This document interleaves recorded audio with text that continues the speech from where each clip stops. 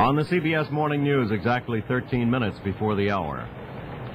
In this age of instant replays and electronic wizardry, it should come as no surprise to sports fans that computers are now being used to make mediocre athletes less mediocre and to make superstars more super.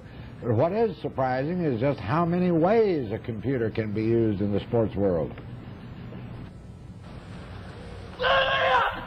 In any sport, whether you're throwing something or hitting something, kicking something, or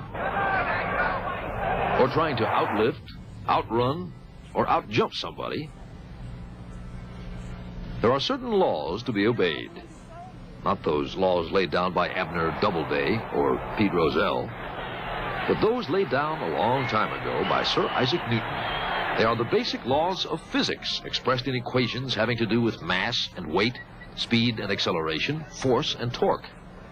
Most athletic coaches are not into Newtonian equations, but Gideon ARIEL is. ARIEL's company, Computerized Biomechanical Analysis, studies the way athletes do what they do, and with the help of computers, analyzes their moves, projects how well they ought to be able to do, and what they might do differently to realize their potential. Olympic champion Mac Wilkins, the discus thrower, was one athlete ARIEL worked with. ARIEL, a former Israeli Olympic shot putter himself, took slow-motion movies of Wilkins doing his stuff last March.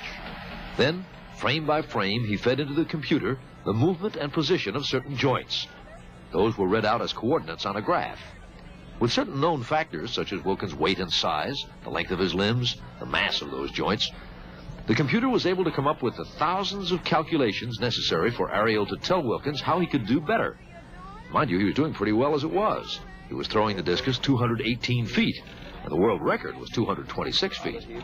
But ARIEL's analysis indicated that by doing certain things differently, he could do better than that. He's more lifting up than actually pulling the discus. So one of the comments that we told him, we didn't have to go to Mac and say, your resultant force is at 75 degrees, but we told him, Mac, try to pull the discus at that location and bring your chest as much as possible forward rather than upward. Wilkins pulled, as ARIEL suggested, and kept both feet on the ground, as he suggested.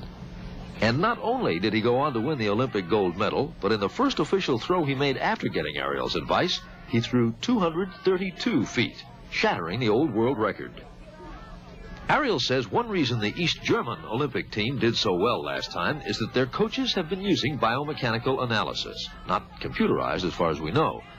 But with the equipment this country has, ARIEL says we should be able to do it far better than any other country in the world. Tennis pros have been consulting ARIEL, too, to find out what really happens when a tennis ball hits a racket.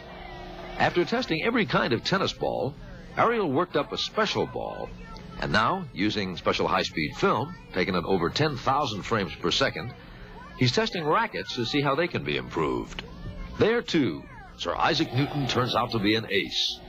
His forehand and backhand may not have been much, but his overhead smash is famous. Sometimes we don't recognize a good idea until it hits us in the head.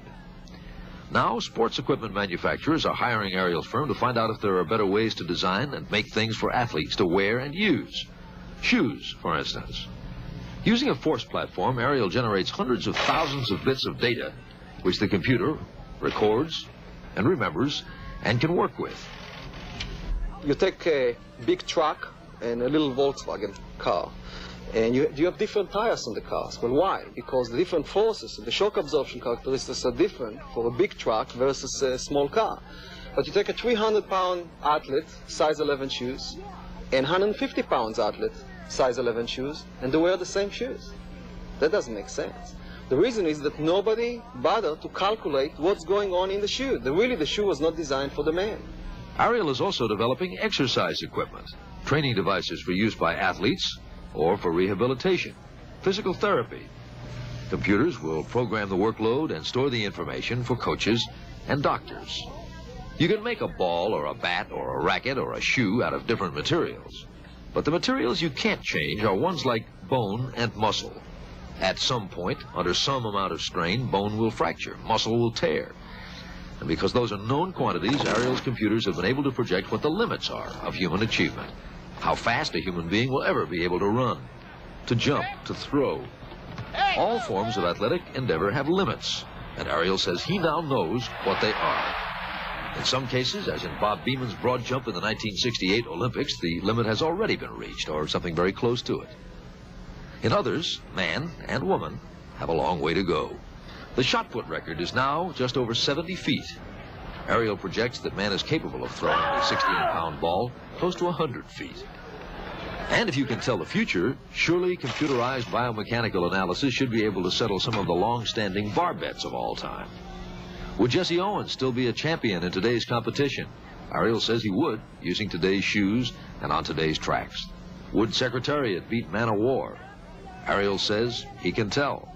The theoretical possibilities are fascinating.